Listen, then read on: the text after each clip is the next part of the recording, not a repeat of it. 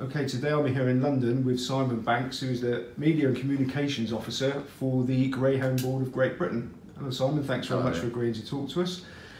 For people that don't know much about you or whatever, could you start from the beginning, when you first became aware of greyhound racing, your earliest memories of the sport, etc.? I suppose when I was a teenager, going to Slough was my local track.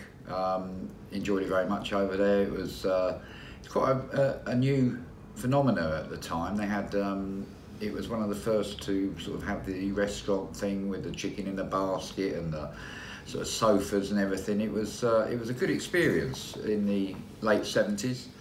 And then from there, wherever I've been, I've tried to, follow it. I went to Haringey and Walthamstow when I was over in East London. I spent some time in university in the north, so there weren't any tracks around there. But since moving back to London, very much enjoyed Walthamstow, Catford, and latterly Wimbledon. And now I sort of tend to go racing Hove, Crayford, Central Park, Towcester. Have you been involved at all as an owner? Yes, I got my first dog in about, I think it was 2005, 2006. It's called Catford Tote Board. Was a grader at Wimbledon, and ran in the top grade, and we had great fun with her. She was a lovely dog, bred by Ray Ross, British bred, and she really was a good servant. Then we got Julius George, who's just retired. He's 5 now. He got to 2 Grand National finals, champion hurdle final, and the Springbok. He's great fun as well. Now he's at home on the sofa.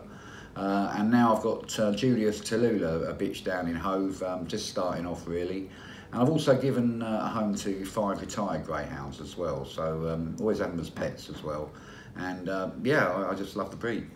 So what would you say has been your favourite moment in the sport so far?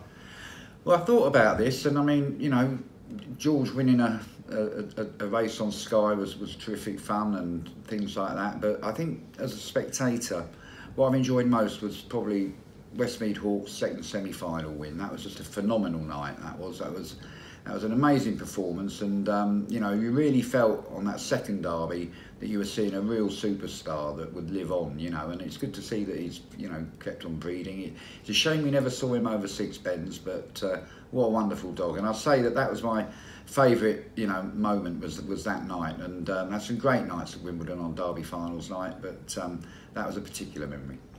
So obviously very passionate about the sport.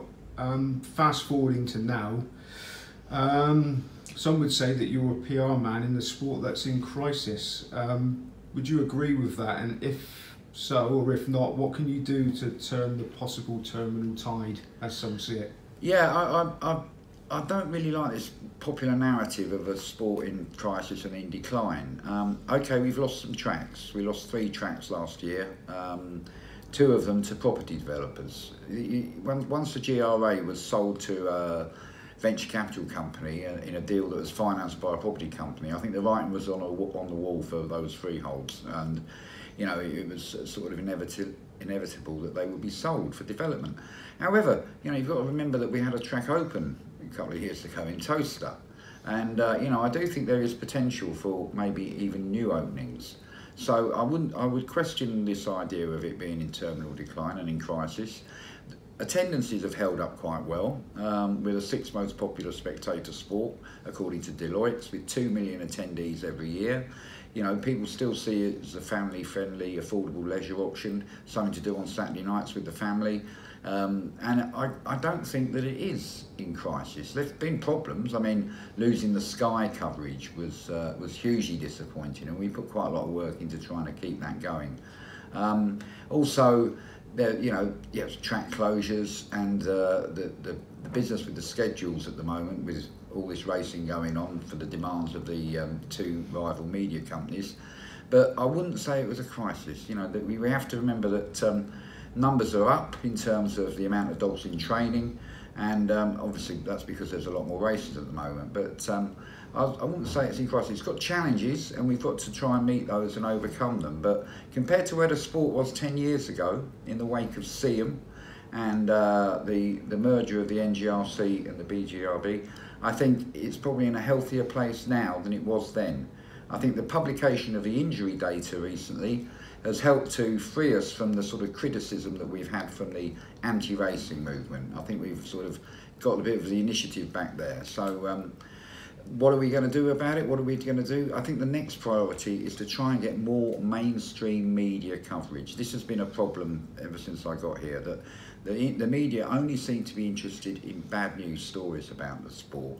And no matter how much we push it with good news stories, they don't seem to want to cover it unless there's a sensational headline. I mean, even taking recent coverage of the injury data, which was actually a lot better, the data, than people were anticipating. You know, we did a story exclusively with the Daily Telegraph. It wasn't a bad story, it was quite a good story, but the headline was sensationalist and negative. We can't write the headlines, you know, that's unfortunate. But we need to get into the mainstream media more, and you know, that's very much something I'm going to try and do. Okay, you mentioned the Greyhound Derby not being covered by Sky. Do you think that was possibly political due to the negative sort of image that the antis put forward? No, I don't think that at all. I really don't. I mean, you know, our image as far as Sky is concerned is probably better now than it has been in the last few years when they have been covering it. I think it's more to do with them launching their own rebranding of At the Races as Sky Racing. You know, I still struggle, and I know Kevin Moratti of RPG TV struggles as well, to fully understand Sky's change of heart, specifically as it was so quick. You know, one week they were up for it, the next week they were not, and I'm not sure, but I don't think welfare issues or the work of the anti-racing groups really played a significant part. Okay, thank you. Do you feel that the Greyhound Racing in Great Britain should search for a promoter to promote the sport independently, and if so, are you looking for one? Well, I wouldn't say we're actively looking for one, but we're certainly open to that. You know, we don't sit here and believe that we've got everything right, and it has to be said that the promotional side of the GBGB's role has suffered as funding suffered. You know, we've seen our funding cut from 14 million down to 7 million as you know, bookmakers have migrated overseas and have come out of the scope of the voluntary levy. That's something we're trying to correct. But as we've seen this cut in funding, we haven't cut down on welfare costs, we haven't cut our integrity costs, we have cut our promotional costs.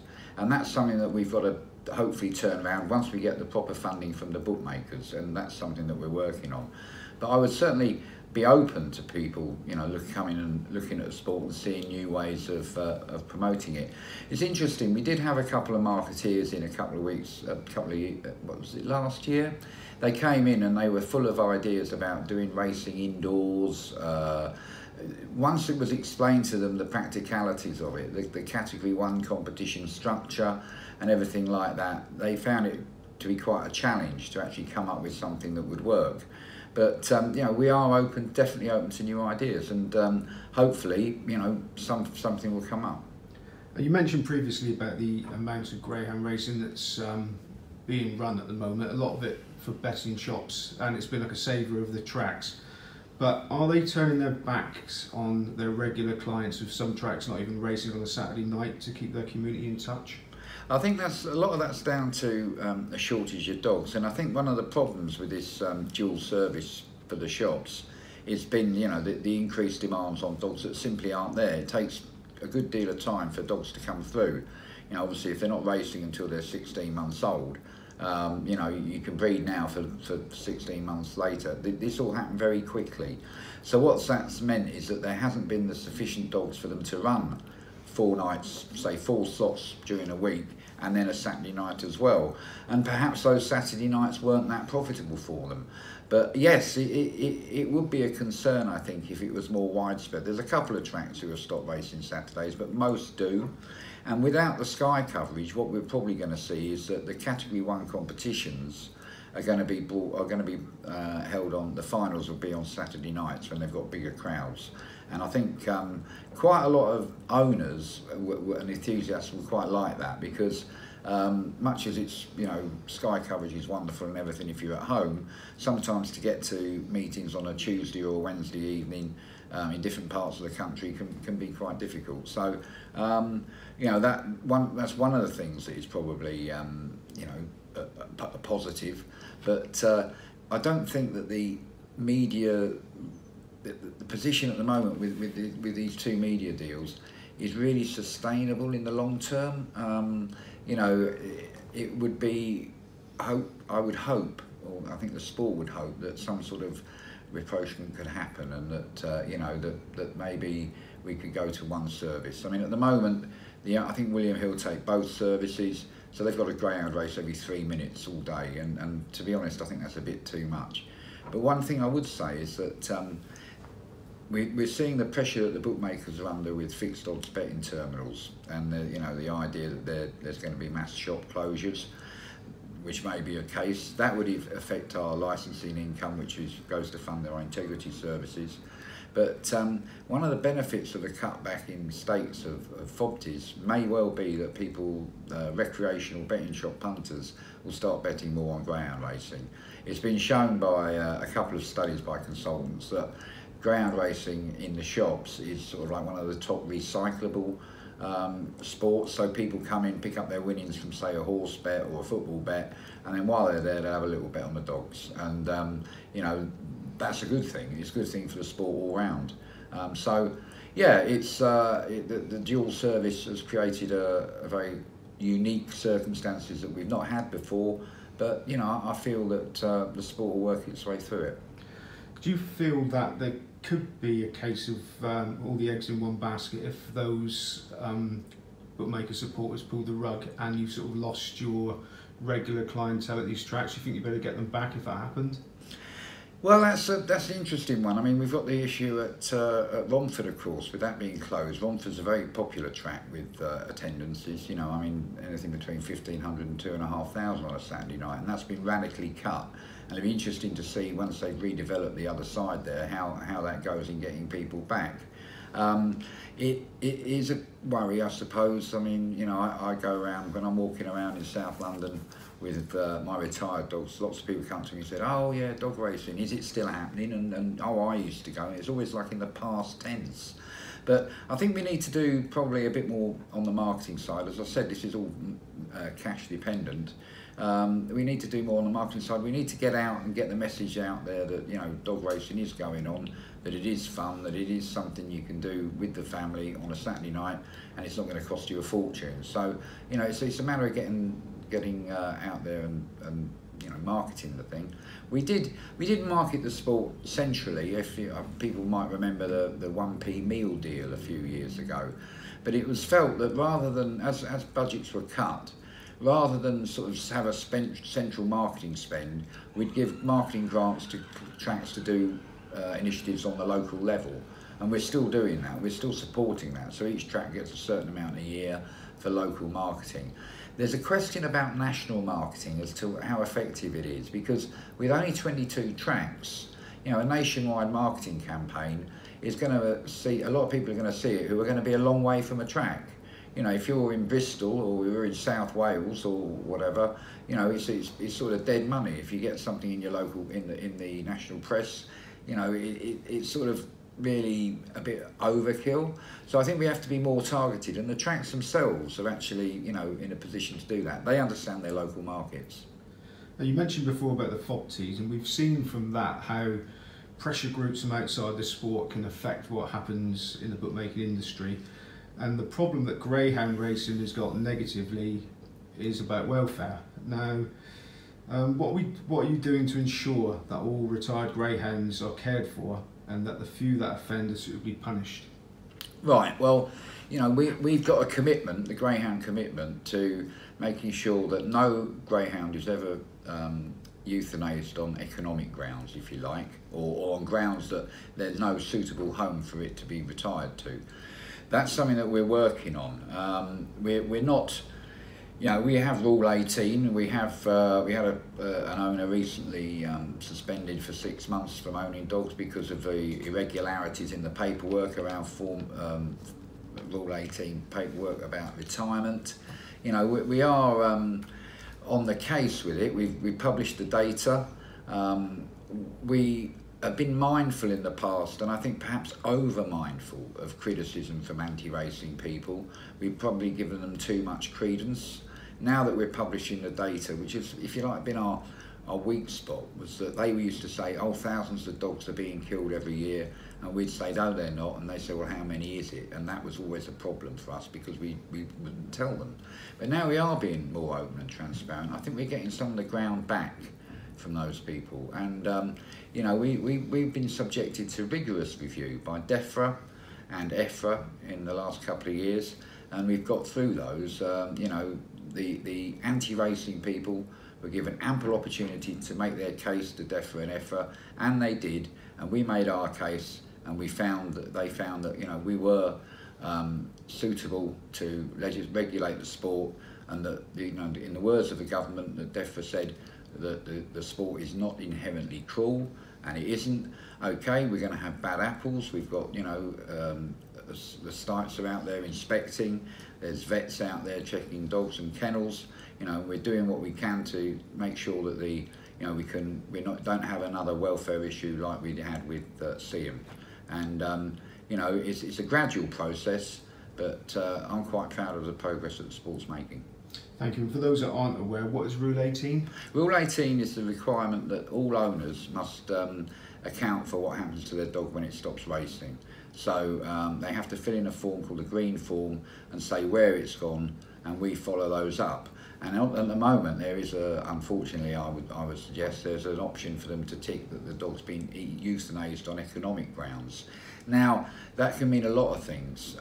It can mean that the dog has got maybe you know, an injury that's treatable, but would cost an enormous amount of money to do so, and the owner has the option to have that dog euthanized, just as it would in the general dog population. I mean, if a pet dog, if you take your dog down to the vets, and the vet says, well, you know, we can save this dog, but it's going to cost £4,000, you have the option, you know, to have that dog put to sleep. The same happens with greyhound racing, but we want to get a scheme together whereby, you know, for example, hock injuries will help fund that treatment and bring that number right down. So what is the issue with just getting that box removed? Well, it's something that we're working on doing gradually. We're not going to do it overnight, and we have to have a certain amount of consultation with trainers and owners as well. But it's something that we are, you know, working on. You have to have something to mitigate costs. I think that's one of the things. And different tracks are working, you know, like Toaster, Kinsley, Yarmouth. They've all got these schemes where they're saying no dogs will be euthanized because they can't find a home for them. You know, and that's something we'd very much encourage. Okay, thanks. What situation would you like to see greyhound racing in 5 years' time? And what are the Greyhound Board of Great Britain doing to bring it there? Right, well, I think what we'd like to see, I'd like to see a couple more tracks open, to be honest, especially in the London area. I was very disappointed to hear the Jockey Club's plans to sell Kempton, because to my mind, Kempton Park would be a great place to have a dog track like Toaster have. You know, it's already got an all-weather horse track. But I'd like to see, you know, more tracks, a couple more tracks, certainly in London and maybe into the West. We'd like to see, I think, a fully funded Category 1 competition schedule that's broadcast on terrestrial television, you know, so it's easily accessible. We'd like to see retirement rates, you know, at the end of the boxing on the green form, and we'd like to see, general increases in welfare and more owners coming into the game, and that's one of the focus of the owners' representatives on the board level on the board at the moment, is to increase the number of owners, to bring new people into owning dogs, because it's a wonderful way to participate in a sport. It's not that expensive, and you know, the rewards are wonderful. So hopefully, more owners, more tracks, and you know, better coverage of the racing.